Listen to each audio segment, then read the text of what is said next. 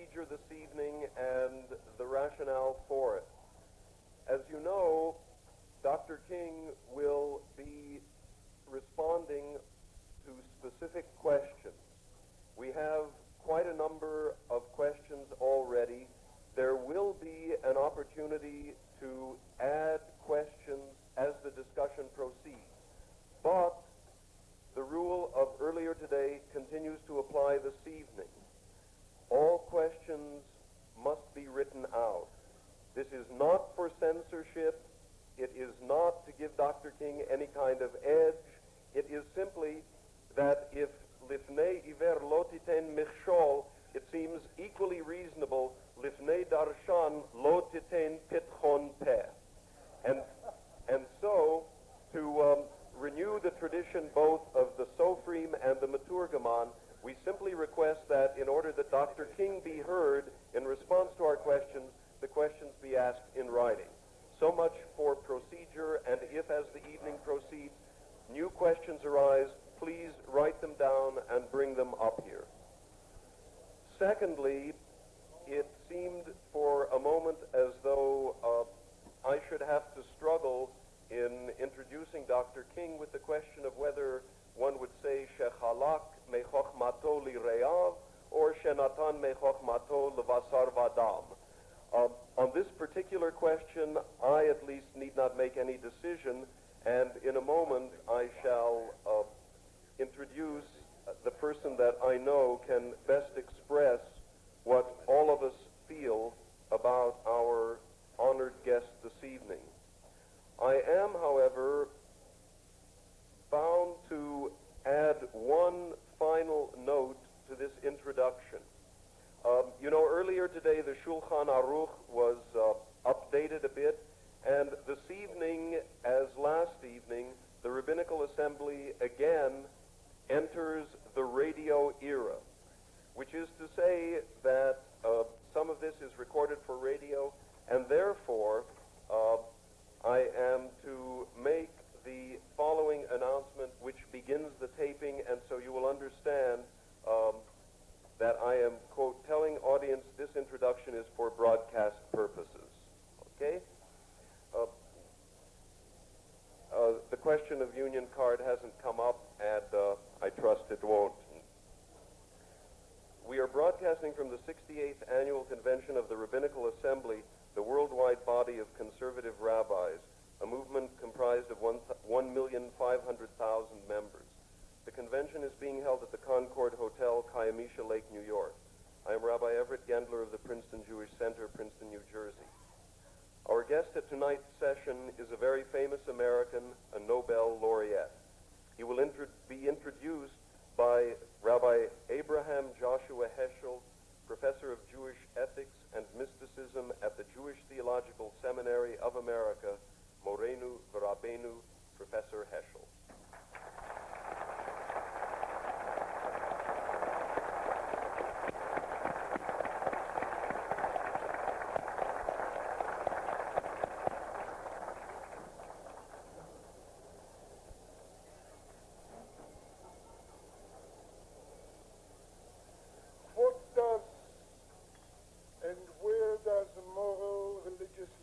In America come from today.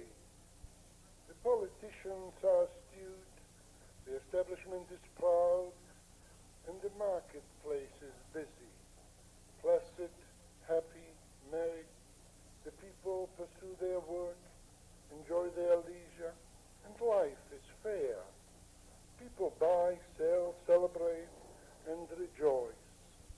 They fail to realize that in the midst of our affluent cities, there are districts of despair, areas of distress.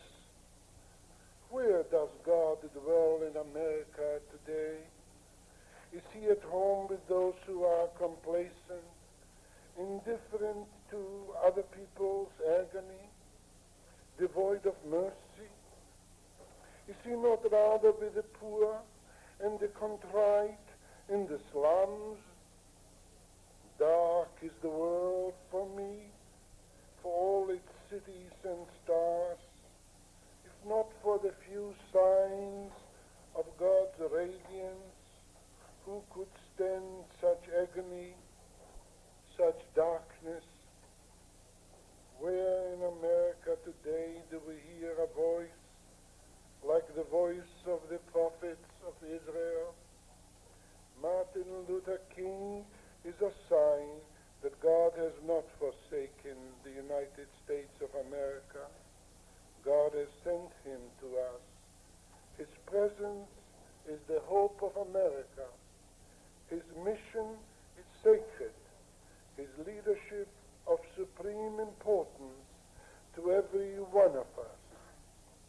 situation of the poor in America is our plight, our sickness.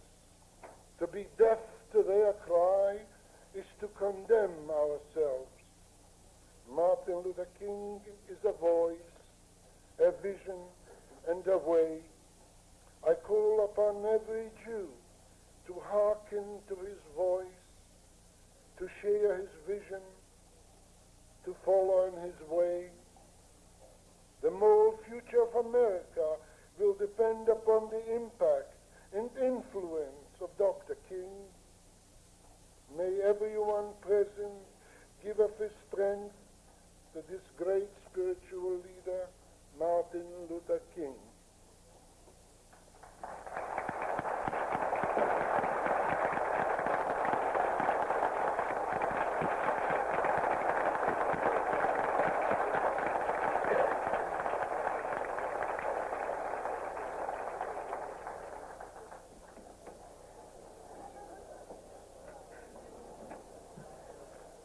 My good friend, Rabbi Everett Gentler, my dear friend, Rabbi Heschel, distinguished Deus associates, fellow clergymen, ladies and gentlemen. I need not pause to say how very delighted I am to be here this evening and to have the opportunity of sharing with you in this significant meeting. And I do want to express my deep personal appreciation to each of you for extending the invitation. It is always a very rich and rewarding experience when I can take a brief break from the day-to-day demands of our struggle for freedom and human dignity and discuss the issues involved in that struggle with concerned friends of goodwill all over our nation. And so I deem this a real and a great opportunity. Another thing that I would like to mention is that I have heard "We Shall Overcome" probably more than I've heard any other song over the last few years. It's something of the theme song of our struggle. But tonight was the first time that I had ever heard "We Shall Overcome" in Hebrew. So that too was a beautiful experience for me, to hear that great song in Hebrew. It's also a wonderful experience to be here on the occasion of the 60th birthday of a man that I consider one of the truly great men of our day and age, Rabbi Heschel.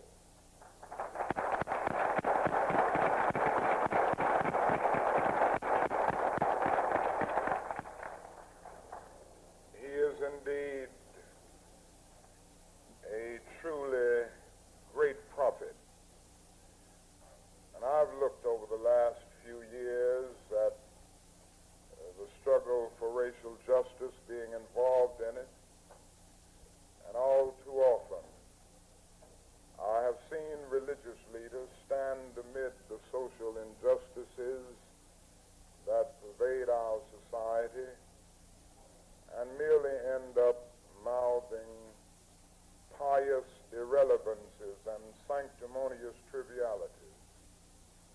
And all too often the religious community has been a tail light instead of a headlight. But here and there we find those who refuse to remain silent behind the safe security of stained glass windows.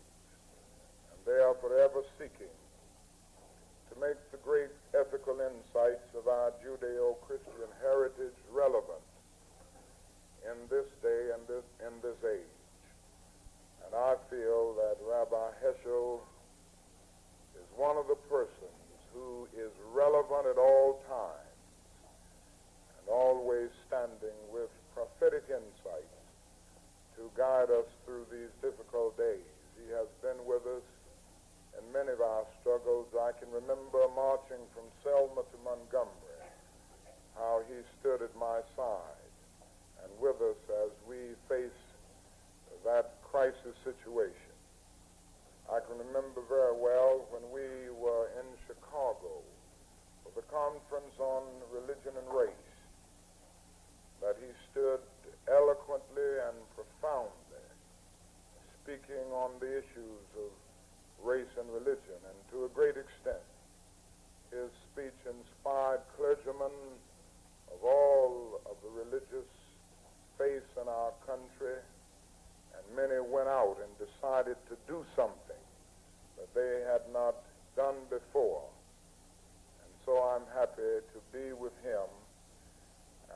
want to say happy birthday, and I hope I can be here to celebrate your 100th birthday.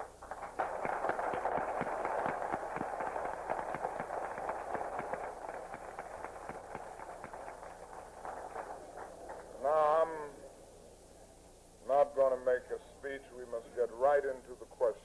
I simply want to say that we do confront a crisis in our nation, a crisis born of many problems. And we know all of these problems and will be dealing with them in the question and answer period. We see on every hand the restlessness of the poor and the discontent of the affluent. And somehow it seems that this mammoth ship of state is not moving toward new and more secure shores, but toward old destructive rocks. And it seems to me that all people of goodwill must now take a stand for that which is just, that which is righteous. Indeed, in the words of the prophet Amos, let justice roll down like waters and righteousness like a mighty stream. Our priorities are mixed up. Our national purposes are confused. Our policies are confused. And there must somehow be a reordering of priorities, policies, and purposes. And I hope as we discuss these issues tonight, that together we will be able to find some guidelines and some sense of direction. Thank you.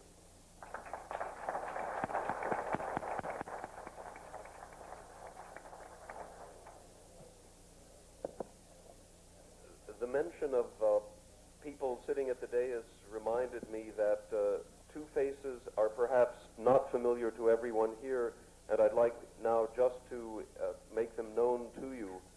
Present also is the Reverend Andrew Young of the Southern Christian Leadership Conference, and Mr. Harry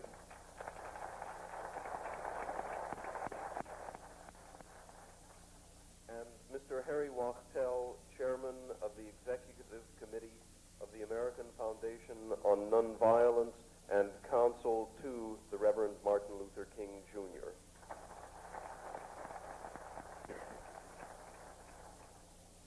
And we begin now with some of the batches of questions. And since the question of confusion came up and the problem of politics, perhaps we can begin with 2 or 3 questions which are rather immediate and relate to some very recent developments. One question is, at this point, who is your candidate for president? One question is, if as it now seems Johnson and Nixon are nominated, do you have any suggestions as an alternative to those seeking a voice in the profound moral issues of the day? And a third question in this general area of immediacy, would you please comment on Congressman Powell's charge that you are a moderate, that you cater to whitey, and also his criticism that you do not accept violence? Some criticism.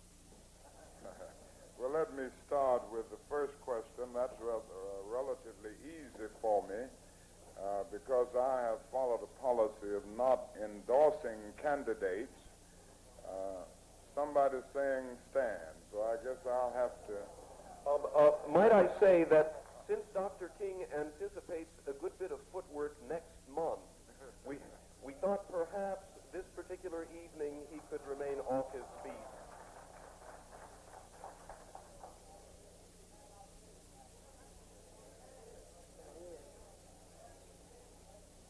Well, I'll stand.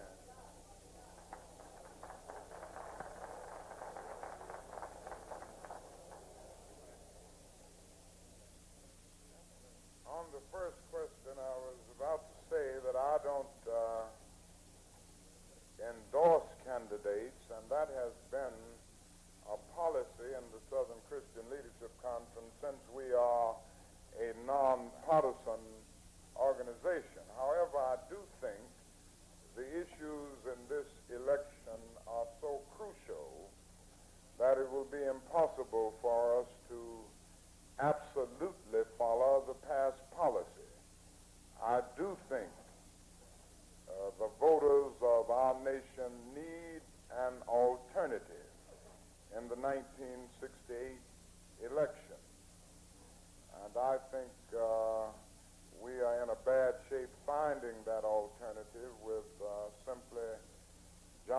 on the one hand and Nixon on the other hand. I don't see the alternative there.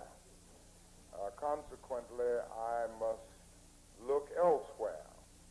And I think in the candidacy of both Senator Kennedy and Senator McCarthy, we see an alternative. It is not definite, as you know, that President Johnson will be renominated. Of course, we haven't had a situation since 1884 when an incumbent president was not renominated if he wanted the nomination. But these are different days, and it may well be that something will happen, that miracle will take place to make it possible for an alternative to develop within the Democratic Party itself. I think very highly of both Senator McCarthy and Senator Kennedy. I think they're both very competent men. I think they are relevant on the issues that are close to our hearts, and I think they are both dedicated men. So I would settle with either man being nominated by the Democratic Party. On the question of Congressman Powell and his recent accusations, I must say that I would not want to engage in a public or private debate with Mr. Powell on his views concerning Martin Luther King. Frankly, I hope I'm so involved in trying to do a job that has to be done that I will not come to the point of dignifying some of the statements that the congressman has made. I would like to say, however, that on the question of being a moderate, I always have to understand what one means. I think moderation, on the one hand, can be a vice. I think, on the other hand, it can be a virtue. If by moderation we mean moving on through this tense period of transition with wise restraint, calm reasonableness, yet militant action, then moderation is a great virtue, which all leaders should seek to achieve. But if moderation means slowing up in the move for justice and capitulating to the whims and caprices of the guardians of a deadening status quo, then moderation is a tragic vice which all men of goodwill must condemn. Now, I don't see anything in the work that we're trying to do in the Southern Christian Leadership Conference which is suggestive of slowing up, which is suggestive of not taking a strong stand and a strong resistance to the evils of racial injustice. We have always stood up against these injustices. We have done it militantly. Now, so often the word militant is misunderstood because most people think of militancy in military terms.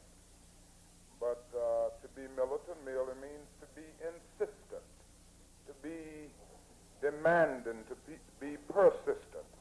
In this sense, I think the nonviolent movement has demonstrated great militancy. It is possible to be militantly nonviolent. Now, on the question of appealing to whitey, in quotes, I don't quite know what the congressman means there, but here again, I think this is our problem. And this problem must be worked out by all people of goodwill, black and white.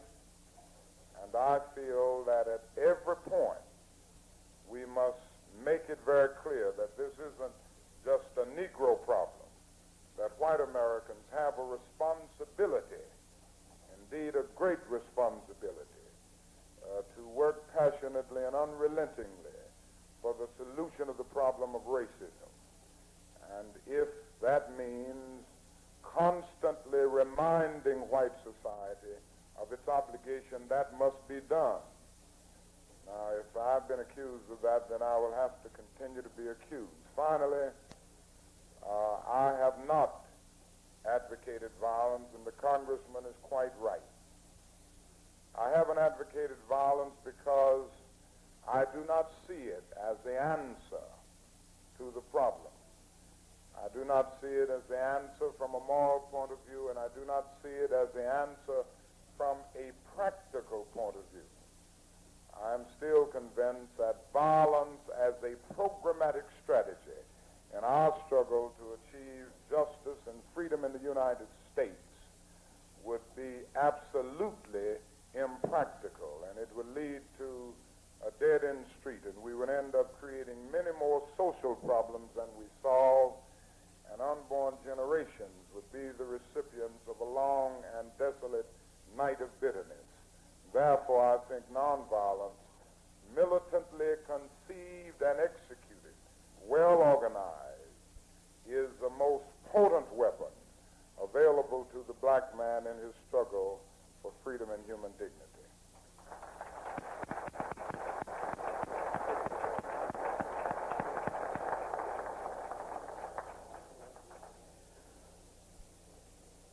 Dr. King, having raised several points that some of the questions refer to, we may proceed by a further exploration of some of these elements, Dr. King. And perhaps we could begin with several questions that relate to your evaluation of the internal mood of the black community. Let me share some of the formulations of these questions with you. How representative is the extremist element of the Negro community? How do we know who really represents the Negro community? If we are on a committee and there is a Negro militant and a Negro moderate, how shall a concerned white conduct himself? What is your view of the thinking in some Negro circles which prefers segregation and separatism, improving the Negro's lot within this condition? How do you see black power in this respect? Black militants want complete separation. You speak of integration. How do you reconcile the two? How can you work with those Negroes who are in complete opposition to your view, and I believe correct view, of integration? Well, I think those are the kinds of questions that have come to us with respect to this internal mood of the Jewish community.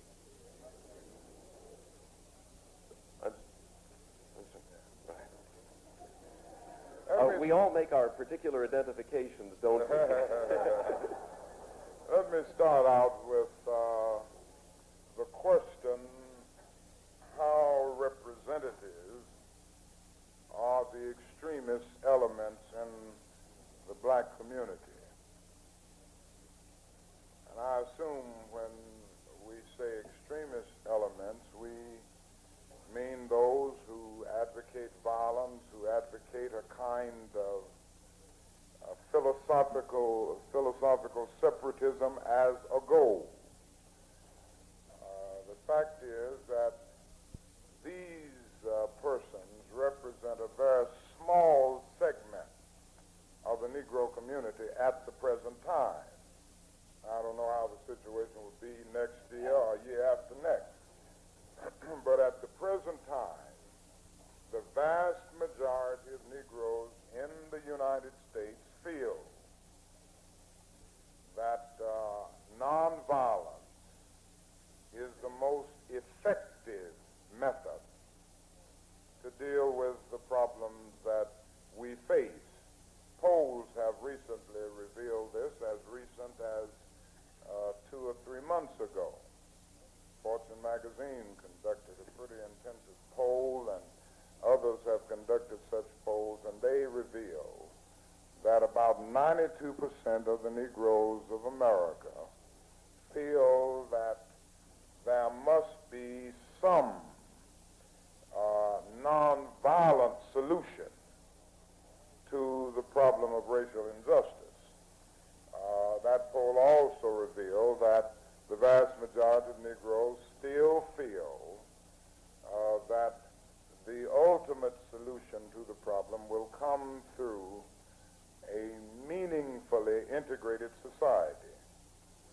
Now let me move into the question of integration and separation by dealing with the question of black power.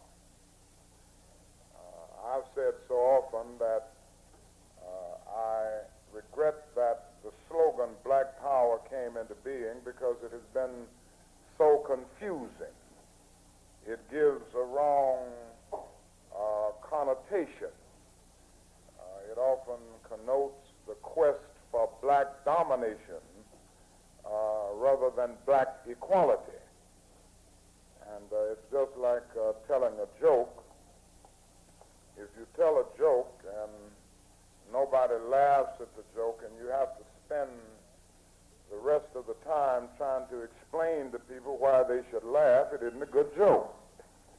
And that's what I have always said about the slogan black power. You have to spend too much time explaining what you're talking about. But it is a slogan that we have to deal with now.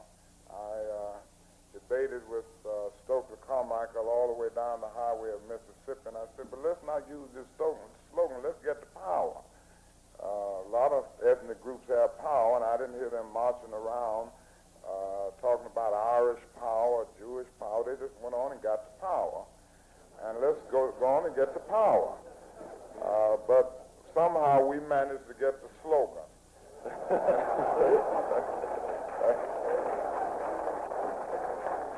I think everybody ought to understand that there are positives in the concept of black power, or in the slogan, or whatever we call it, and there are negatives. Let me briefly outline the positives.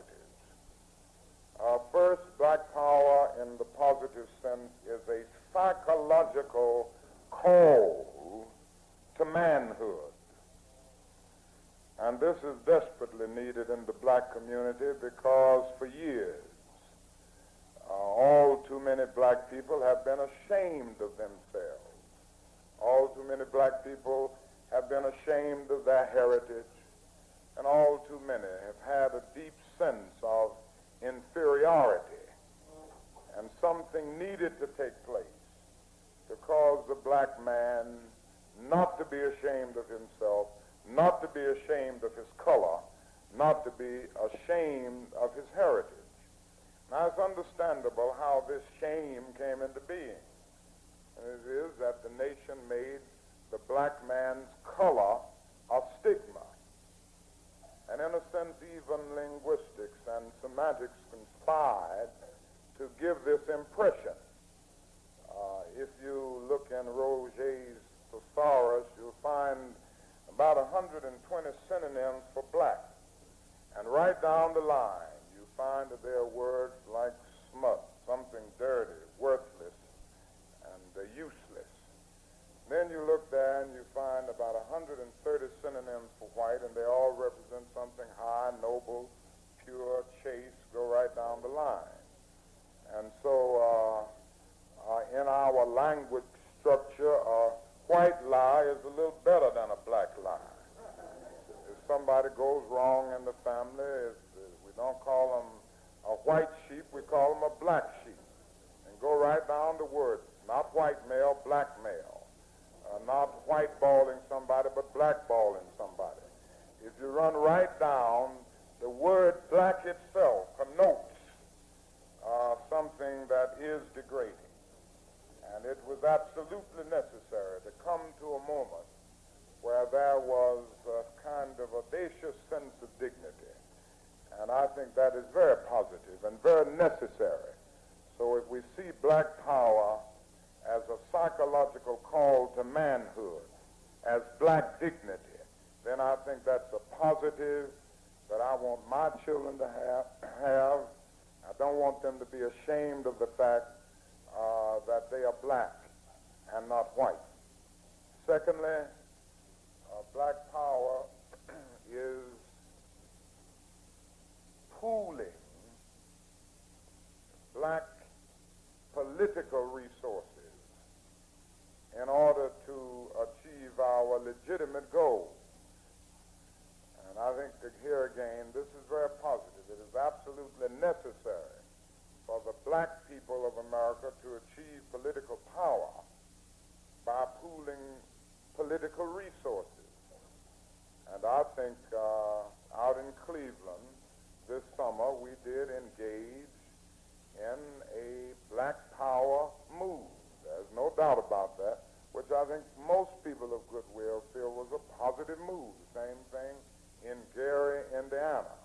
The fact is that Mr. Hatcher could not have been elected in Gary if black people had not voted in a bloc and then joined with a coalition of liberal whites.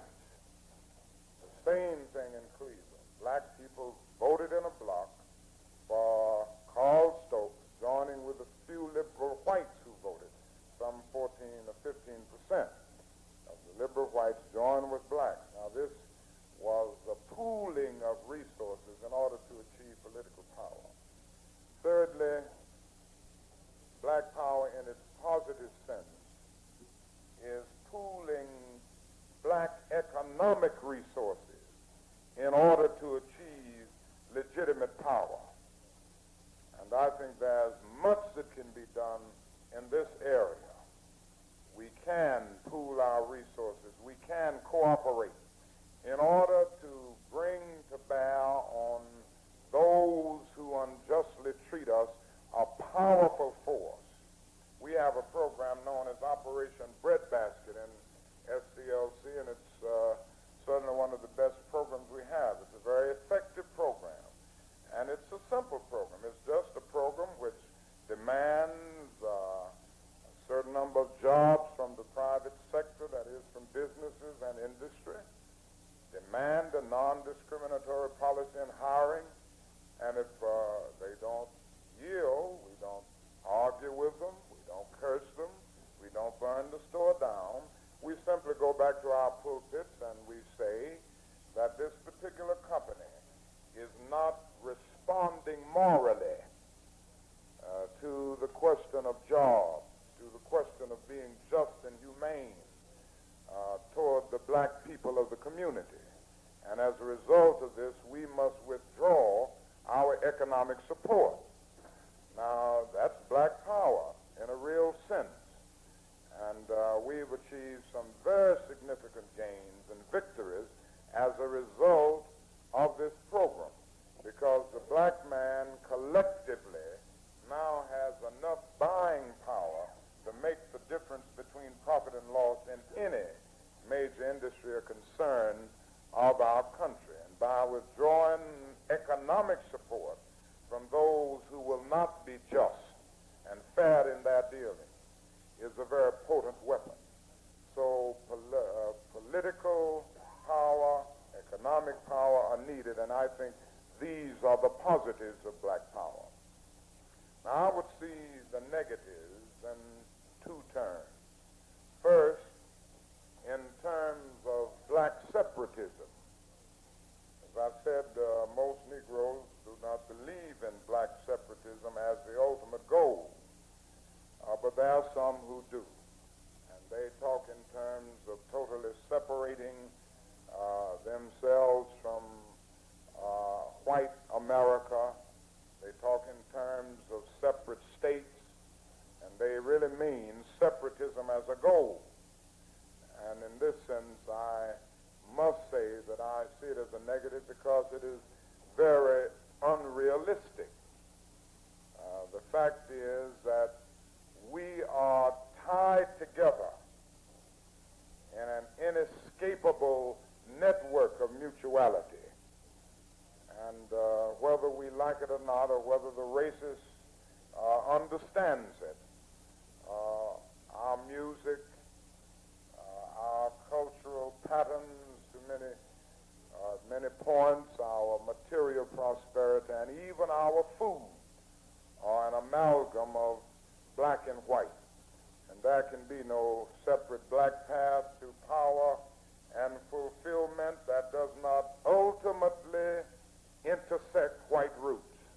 And there can be no separate white path to power and fulfillment short of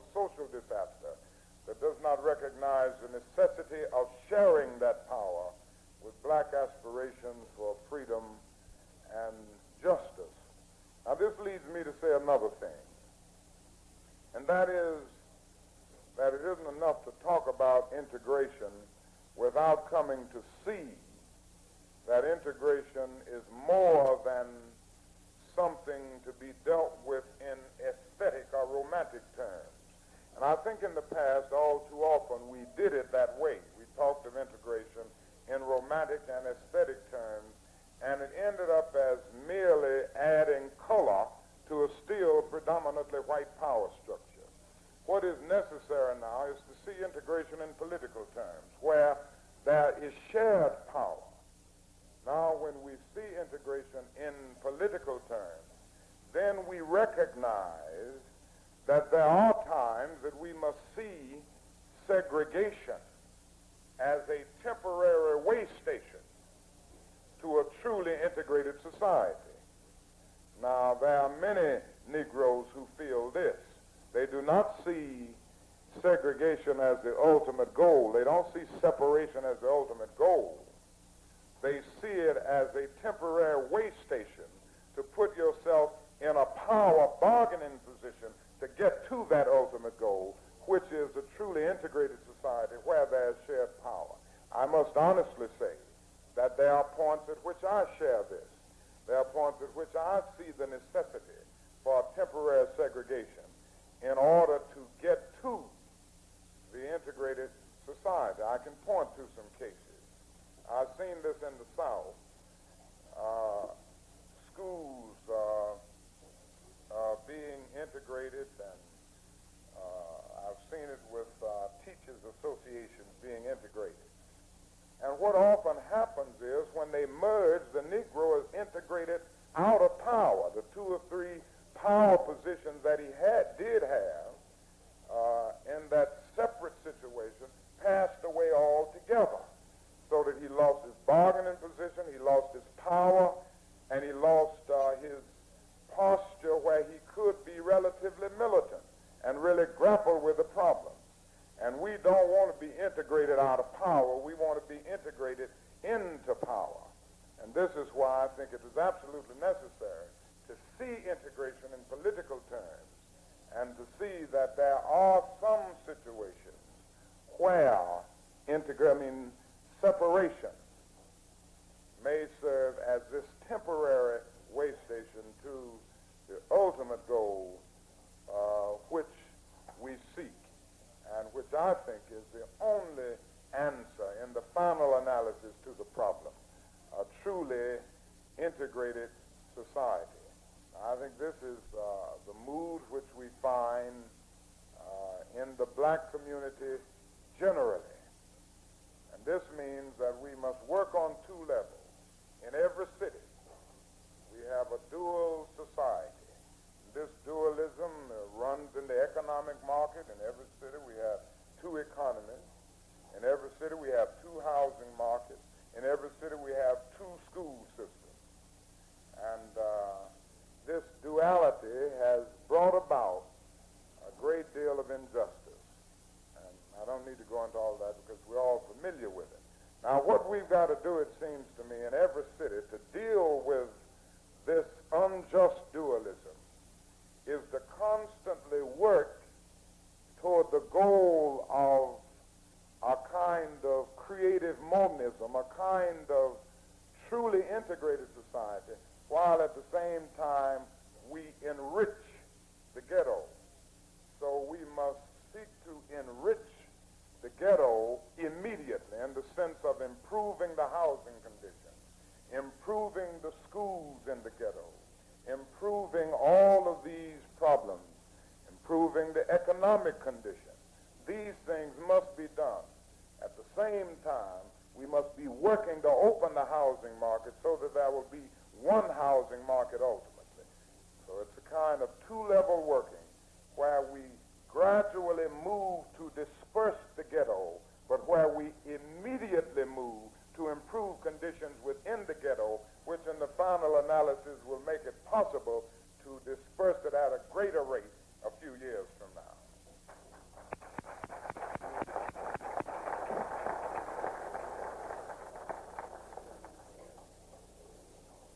I considering the both enlightenment and encouragement which I think many of us received just now from Dr. King's portrayal of the prevalent mood in the black community, we might move on to another question or another complex of questions relating, Dr. King, to the prevailing mood in the black community, which perhaps in this area also would benefit from some interpretation by you.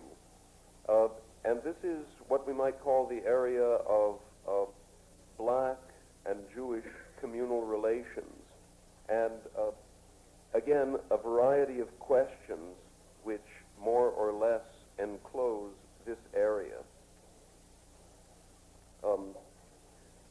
What steps have been undertaken and what success has been noted in convincing anti-Semitic and anti-Israeli Negroes such as Rapp Brown, Stokely Carmichael, and McKissick to desist from their anti-Israel activity? I refer to a strong, public, widely circulated and publicized statement. What effective measures will the collective Negro community take against the vicious anti-Semitism of the militants and the rabble-rousing of the Browns, Carmichaels, and Powells? Have your contributions from Jews fallen off considerably? Do you feel the Jewish community is copping out on the civil rights struggle? What would you say if you were talking to a Negro intellectual, an editor of a national magazine, and were told, as I have been, that he supported the Arabs against Israel because, quote, color was all important in this world, close quote, and in the editor's opinion, the Arabs were colored Asians and the Israelis were white Europeans? Would you point out that more than half of the Israelis were Asian Jews with the same pigmentation as Arabs? Or would you suggest that an American Negro should not form all his judgments on the basis of color? What seems to you appropriate response or an effective response? And other questions which I believe bespeak this same concern. Thank you. I'm glad that question came up because I think it's one that must be answered honestly and forthrightly. First, let me say that there is absolutely no anti-Semitism in the black community in the historic sense of anti-Semitism. Anti-Semitism historically has been based on two false, sick, evil assumptions. One was, and unfortunately this was perpetuated even by many Christians, all too many as a matter of fact. And that is the notion that the religion of Judaism is anathema. That was the first basis for anti-Semitism in the historic sense. Second, a notion perpetuated by a sick man like Hitler and others, that the Jew is innately inferior. Now, in these two senses, there is virtually no anti-Semitism in the black community. There is no philosophical anti-Semitism or anti-Semitism in the sense of the historic evils of anti-Semitism that have been with us all too long. I think we also have to say that the anti-Semitism that we find in the black community is almost completely an urban northern ghetto phenomenon, virtually non-existent in the South. It's almost completely an urban northern ghetto phenomenon. I think this comes into being because the Negro in the ghetto confronts the Jew in two dissimilar roles. On the one hand, he confronts the Jew in the role of being his most consistent and trusted ally in the struggle for justice, in the civil rights movement. That is one role that is there. Probably more than any other ethnic group, the Jewish community has been sympathetic and has stood as an ally to the Negro in his struggle for justice. On the other hand, the Negro confronts the Jew in the ghetto as his landlord. confronts a Jew as the owner of the store around the corner where he pays more for less. In Atlanta, for instance, I live in the heart of the ghetto, and it is an actual fact that my wife, in during her shopping, has to pay more for food than whites have to pay out in Buckhead and Lenox Square. We've tried it out and tested it. We actually have to pay 5 cents and sometimes 10 cents a pound more for almost anything that we get than they have to pay out in Buckhead and Lenox Square, where the rich people of Atlanta live. Now, these are facts that exist. And the fact is that the Jewish storekeeper, or even the landlord, is not operating on the basis of Jewish ethics. He's operating as a marginal businessman. And it's just simply that. And consequently, the conflicts come into being. I remember in Chicago, when we were working 2 years ago, we had numerous rent strikes on the west side of Chicago. And it was unfortunately true that the persons that we had to conduct these strikes against were, in most instances, Jewish landlords. Now, sociologically, that came into being because that was a time that the west side of Chicago was almost a Jewish community. It was a Jewish ghetto, so to speak.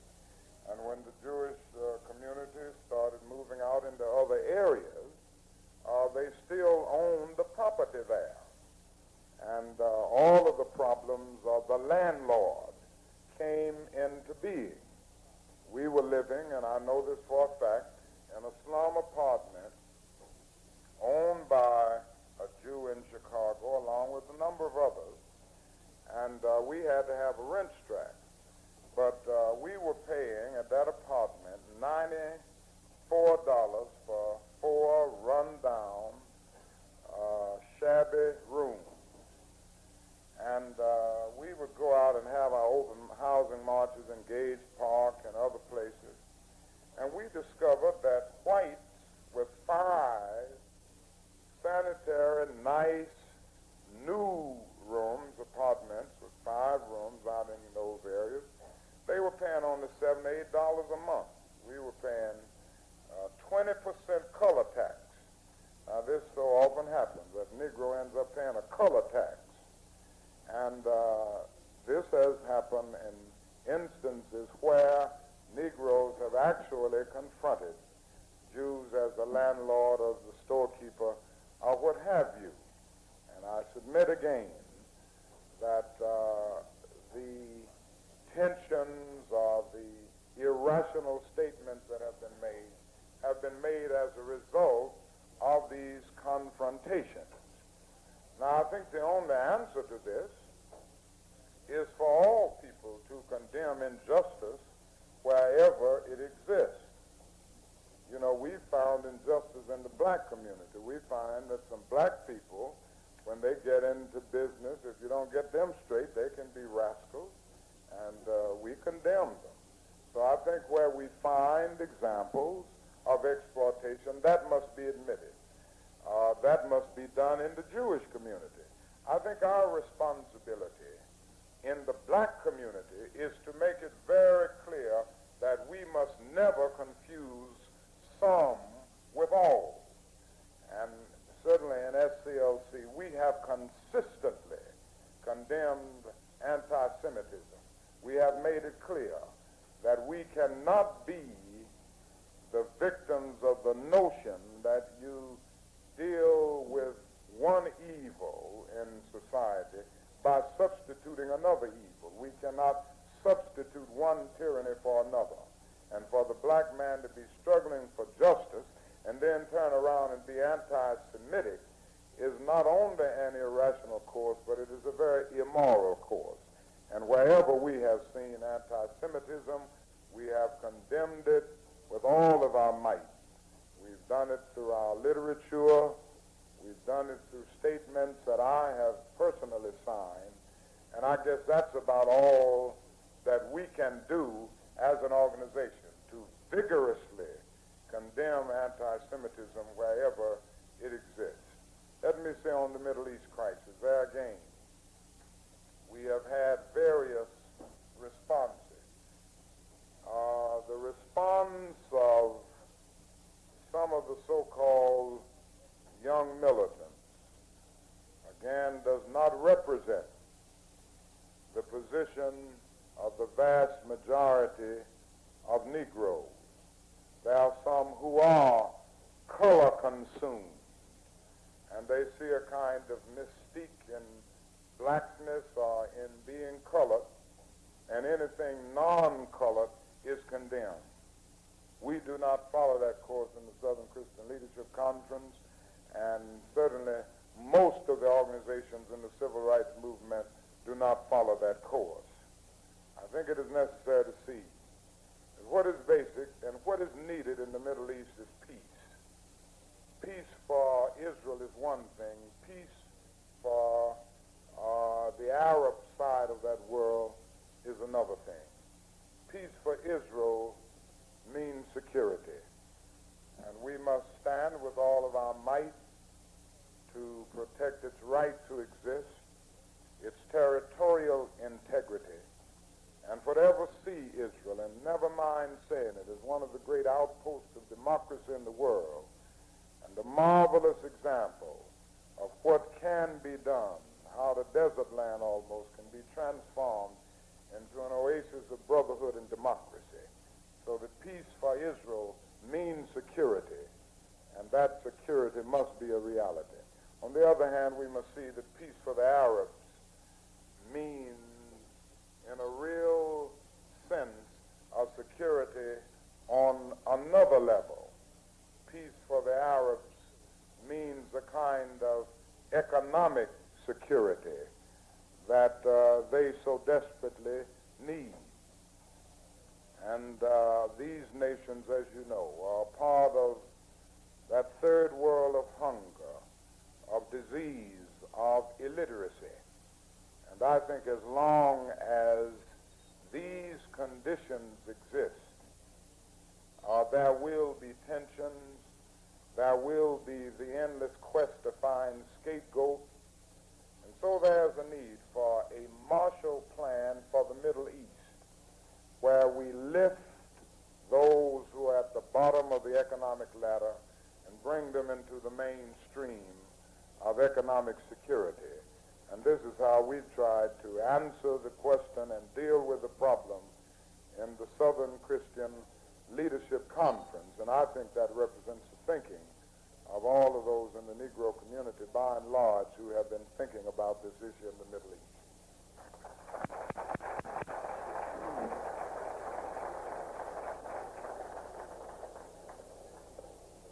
Thank you very much, Dr. King.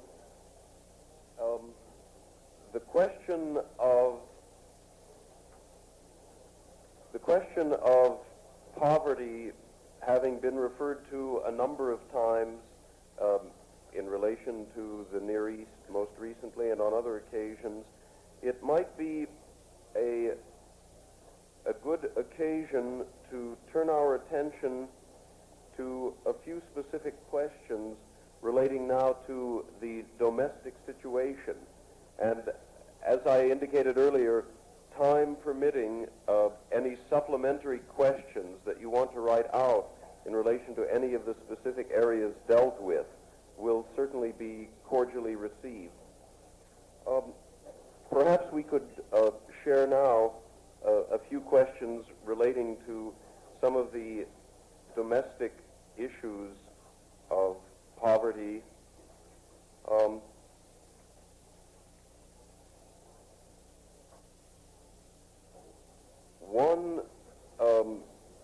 A couple of them ask about the Kerner report. If Kerner report recommendations are implemented, will it make a difference?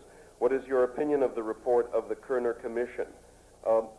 Another raises the question of people of good intentions wanting to deal with slum problems and hardly knowing what to do, feeling that most of what the simple tutoring and palliative efforts in the community may not amount to much given the entire context of the system.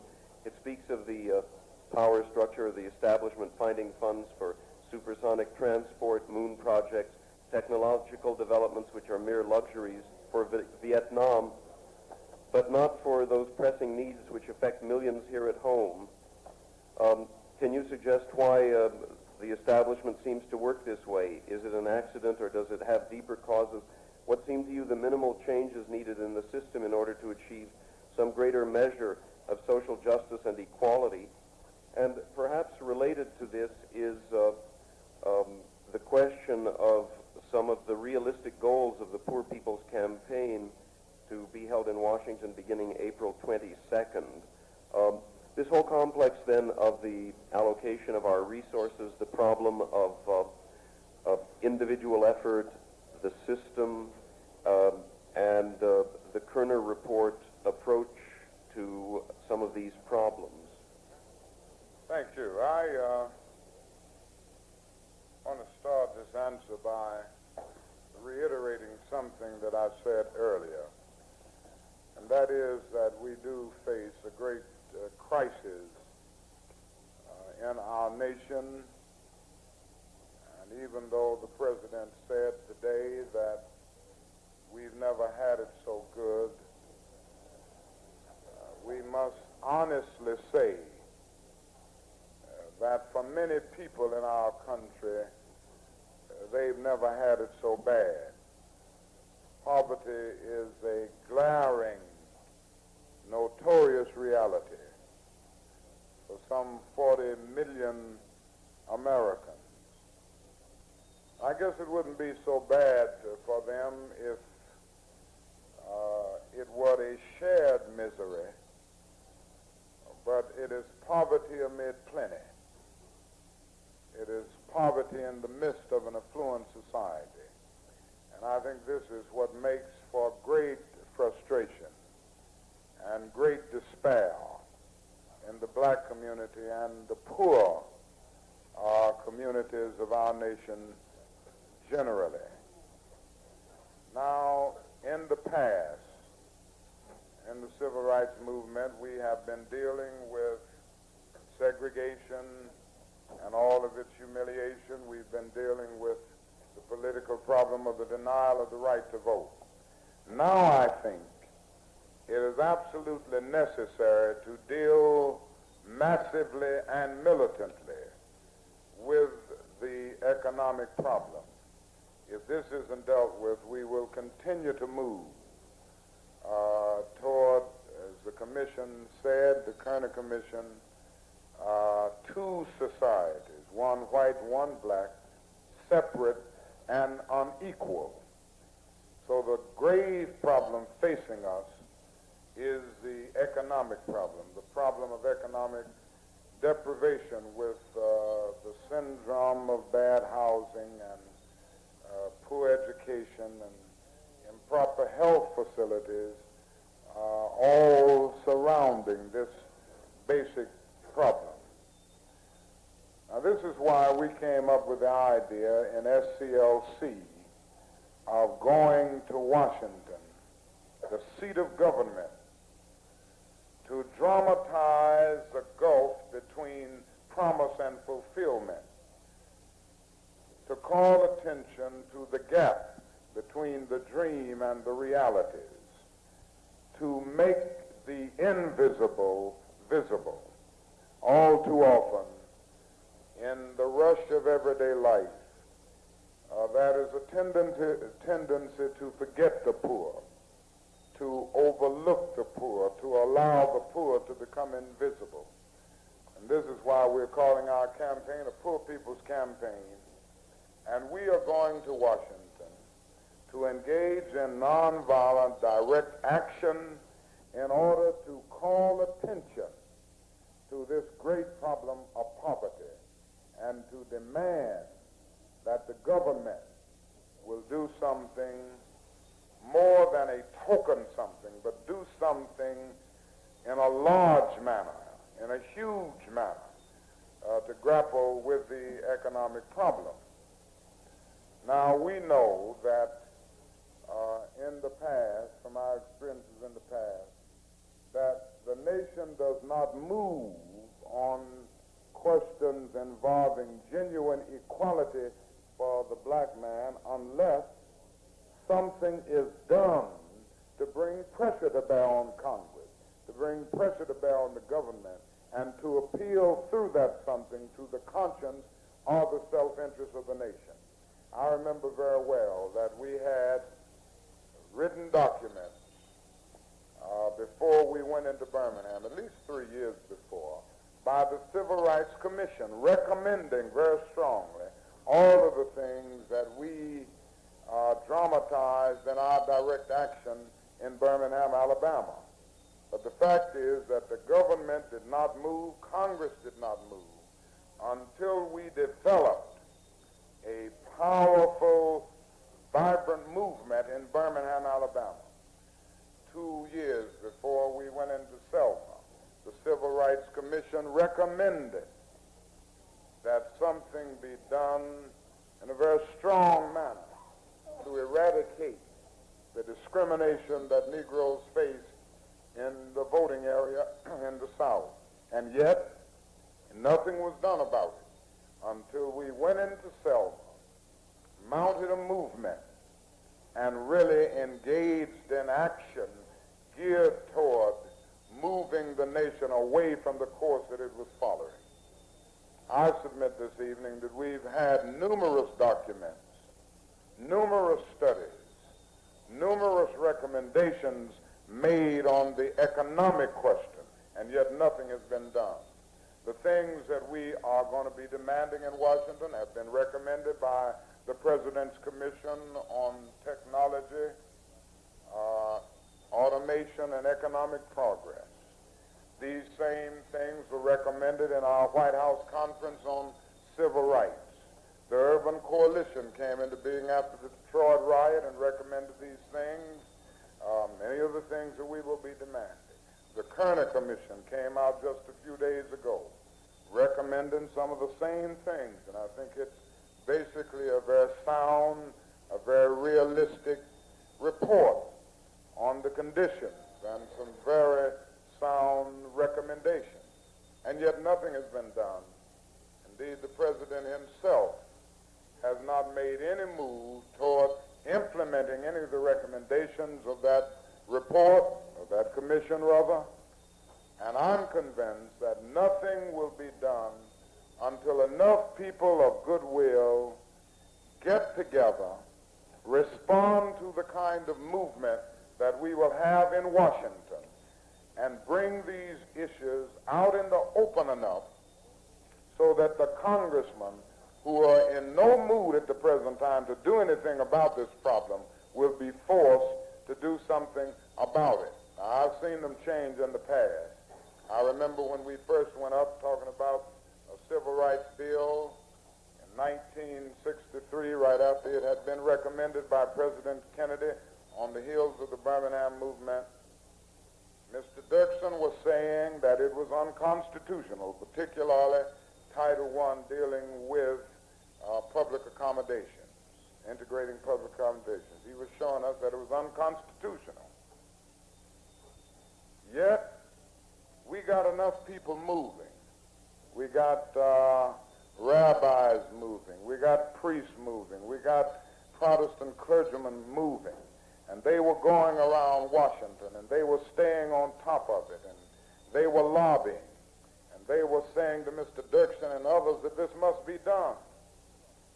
Finally, the Congress changed altogether, and Senator Russell said one day when he saw that the Civil Rights Bill would be passed and that the Southern wing could not defeat it, he said, we could have blocked this thing if these preachers hadn't stayed around Washington so much. Now the time has come for preachers and everybody else to get around Washington and get this very recalcitrant Congress to see that it must do something, and it must do it soon. Because I submit that if something isn't done similar to what's recommended in the Kerner report, We're going to have darker nights of social disruption. Our cities are going to continue to go up in flames. More and more black people will get frustrated, and the extreme voices calling for violence will get a greater hearing in the black community. So far, they have not influenced many. But I contend that if something isn't done very soon to deal with this basic economic problem, to provide jobs or income for all Americans, then the extremist voices will be heard more, and those who are preaching nonviolence will often have their words falling on deaf ears. And this is why we feel that this is such an important campaign. The other thing is that we need a movement now to transmute the inchoate rage of the ghetto into a positive, constructive force. And here again, we feel that this movement is so necessary because the anger is there. The despair is growing every day. The bitterness is very deep. And a leader has the responsibility of trying to find an answer. And I have been searching for that answer a long time over the last 18 months. I can't see the answer in riots. On the other hand, I can't see the answer in timid supplications for justice. I see the answer in an alternative to both of these, and that is militant nonviolence that is massive enough, that is attention-getting enough to dramatize a problem, that will be as attention-getting as a riot, that will not destroy life or property in the process. And this is what we hope to do in Washington through our movement. Now, we feel that there must be some structural changes now. There must be a radical reordering of priorities. There must be a de-escalation and a final stopping the war in Vietnam and an escalation.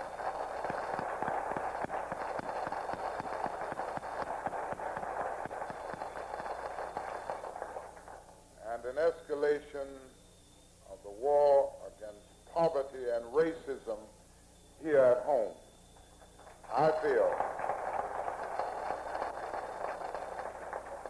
I feel that this is only going to be done when enough people get together and express their determination through that togetherness and make it clear that we are not going to allow any longer the military-industrial complex to control this country. One of the great tragedies of the war in Vietnam is that it has strengthened the military-industrial complex. And it must be made clear now that there are some programs that we can cut back on. The space program, and certainly the war in Vietnam, and get on with this program of a war against poverty, because right now we don't even have a skirmish against poverty, and we really need an all-out mobilized war that will make it possible for all of God's children to have the basic necessities of life.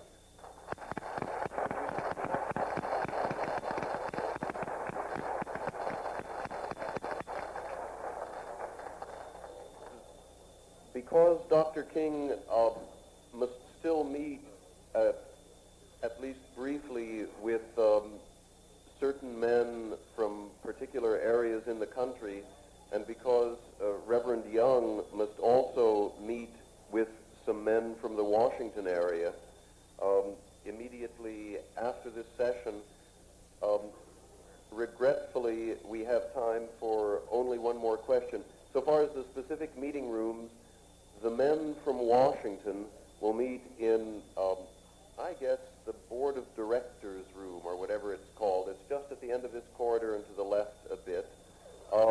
Those are the men from the immediate Washington area, both those who have been contacted as well as those who are in the area and would like to get into more particulars. The others from a variety of specific areas will meet in the room directly next to the director's room off to the left. It's the one just to the left of it is called the synagogue, and that will be for the particular people. The synagogue has been transferred, as you know, during our particular convention. So there will be, at least for some, an opportunity to move into this more detailed material, and though Dr. King is probably a bit weary, and it's even conceivable that some of you are, I must say I very much regret that we haven't more time to pick up some of the supplementary questions, together with, for that matter, some that were originally asked. And yet we have time really for only one last question, and I should imagine that knowing the mood of the Rabbinical Assembly and our members, the final question has perhaps been asked in these kinds of terms, Dr. King. One is, what can we best do as rabbis to further the rights and equal status of our colored brethren? Another is, what specific role do you think we as rabbis can play in this current civil rights struggle? What role do you see for our congregants? How can all of us who are concerned participate with you in seeking this goal of social justice? Thank you very much for raising that, because I do think that is a good note to end on, and I would hope that somehow we can get some real support, not only for the overall struggle, but for the immediate campaign ahead in the city of Washington. Let me say that we have missed, or rather, we have failed to say something to America enough. I'm very happy that the Kerner Commission had the courage to say it. And however difficult it is to hear, however shocking it is to hear, we've got to face the fact that America is a racist country. We've got to face the fact that racism still occupies the throne of our nation. I don't think we will ultimately solve the problem of racial injustice until this is recognized, until this is worked on. Racism is the myth of the inferior race, of an inferior people. And I think religious institutions, more than any other institution in society, must really deal with racism. Certainly all have a responsibility. The federal government, local governments, our educational institutions. But the religious community, being the chief moral guardian of the overall community, should really take the primary responsibility in dealing with this problem of racism, which is largely attitudinal.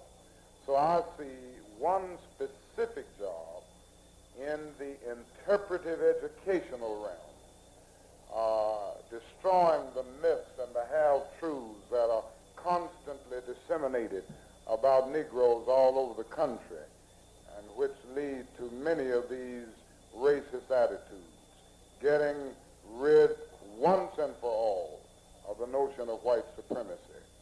I think also on the interpretive level, I'd like to say concerning the Washington campaign, that is a need to interpret what we are about or will be about in Washington, because the press has gone out of the way in many instances to misinterpret it, even to misinterpret what we will be doing in Washington.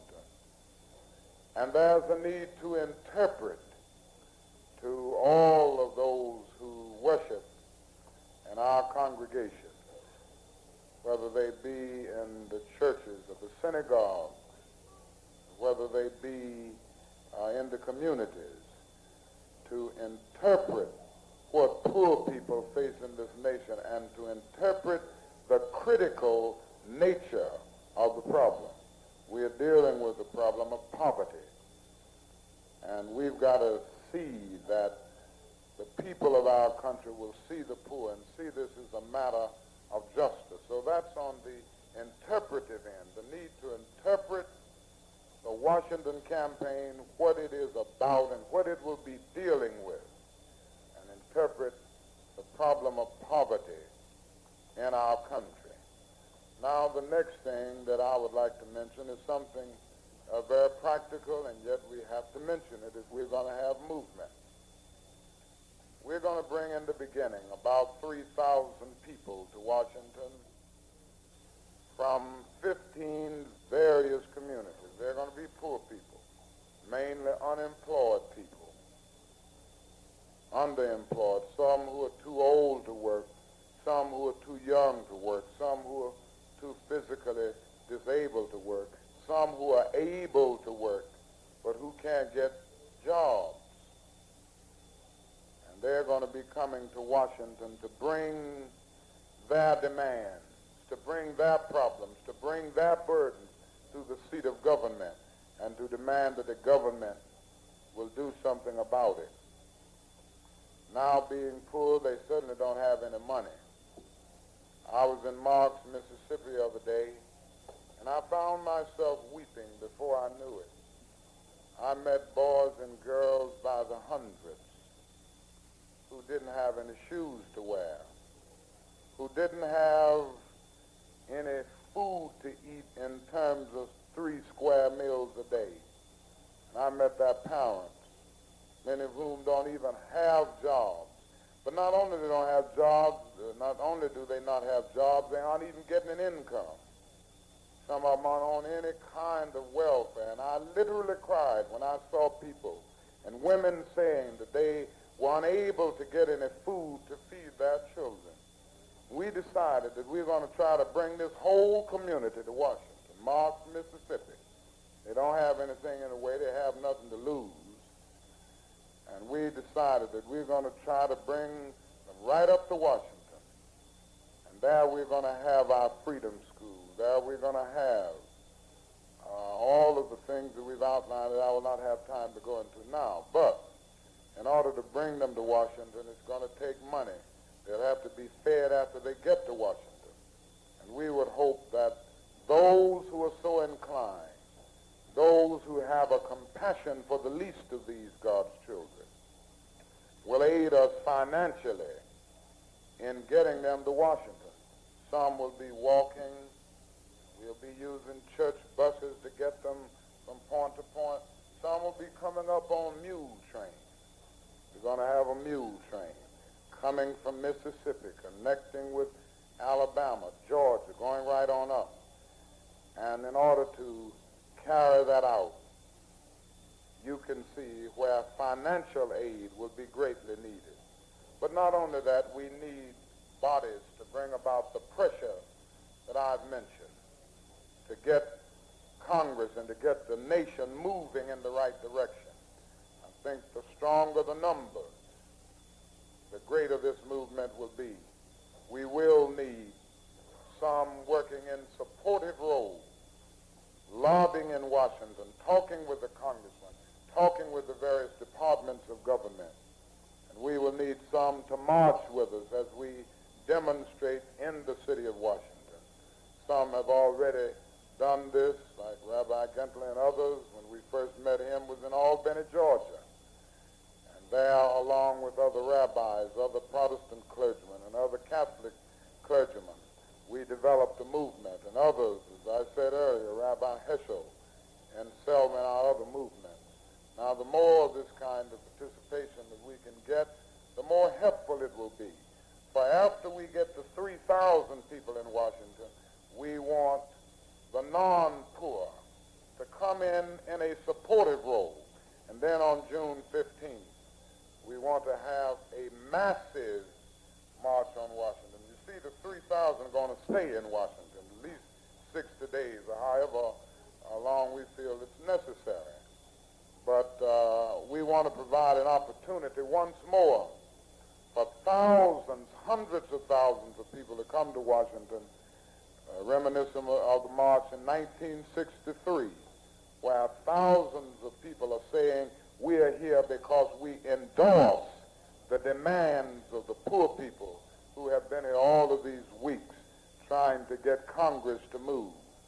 And there we would hope that as many people in your congregations as you can find will come to Washington on June 15th. Now, you can see that's a tremendous logistics job, and it means real organization, which we are getting into, and we would hope that all of our friends of goodwill will go out of the way to make that a big day, indeed the largest march that has ever taken place in the city of Washington. These are some of the things that can be done. I'm sure I've missed some, but these are the ones that are on my mind right now. And I believe that with this kind of support, it will bring new hope to those who are now in very despairing conditions. And I still believe that with this kind of coalition of conscience, we will be able to get something moving again in America, and something that is so desperately needed.